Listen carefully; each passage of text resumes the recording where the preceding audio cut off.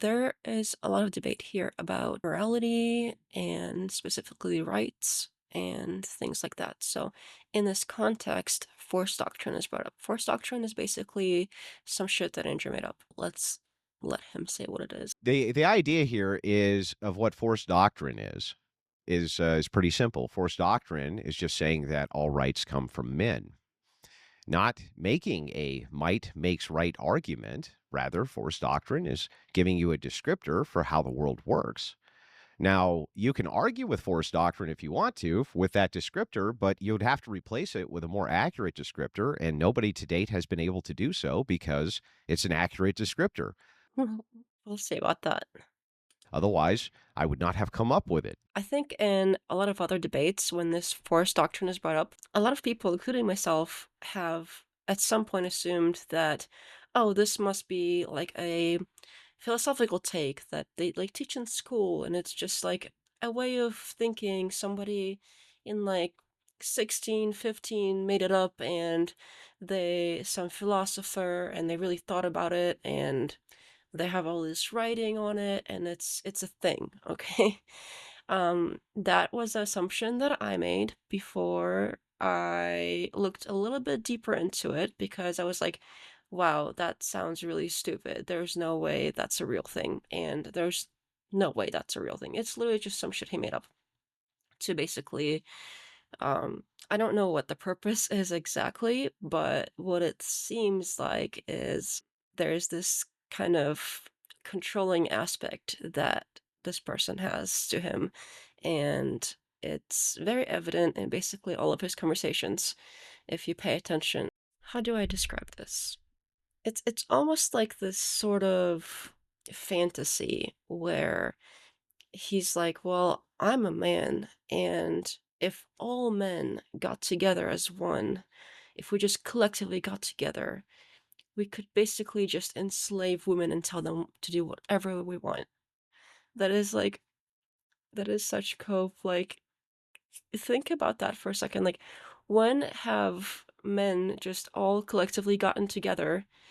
Forget, like, literally all men on planet Earth, which would be completely hilarious and impossible and ridiculous, just they're literally impossible, but even in large enough numbers, there's always division. Just the history of our species, it proves that we can't just all collectively get together and just do this one thing on this grand scale, like, literally taking the rights away from all women. That is I mean, just imagine that. This is almost to such a, like, stupid level that it's hard to even rebut because it's just so like, with force specifically, when has anything been done with force that hasn't been undone later? Rome, huge empire, conquered all kinds of stuff, fell. You could argue that our empire, currently, like the United States of America empire,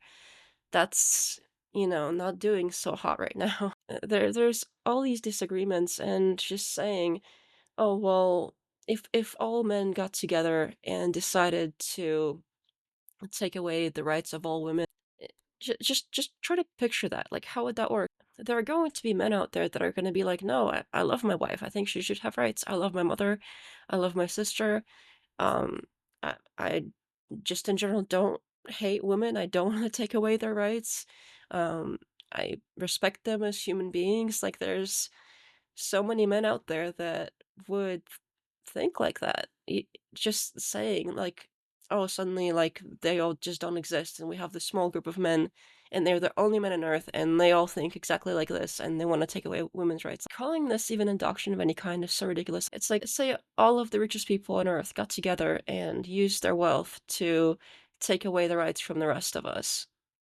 Just, bought themselves armies and just removed the rights from the rest of us. The other point of, like, it being, like, men specifically versus women, not just the fact that men can't agree to just take away women's rights because they have women in their families that they care about, and just most men aren't crazy like that.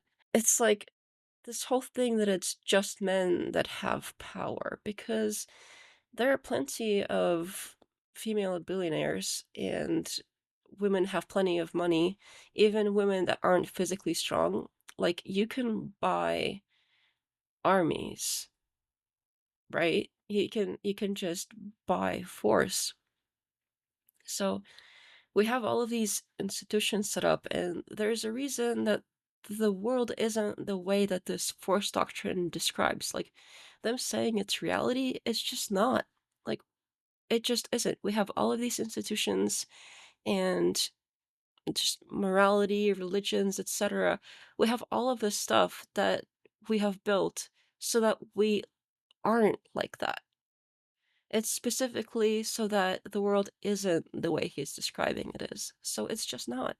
There are a lot of places here where it's not just about being able to force physically somebody to do something. It's institutions, it's culture, it's money, it's our economy. And I've heard you admit that women do basically drive the consumer economy. So there's all kinds of power that people recognize that isn't just force. In this last quote, he's saying, "Oh, I'm not making a might makes right," but the whole way through, they're always just kind of dodging it. They're always just kind of backing away from actually claiming anything because, I mean, they have to know this is stupid, right?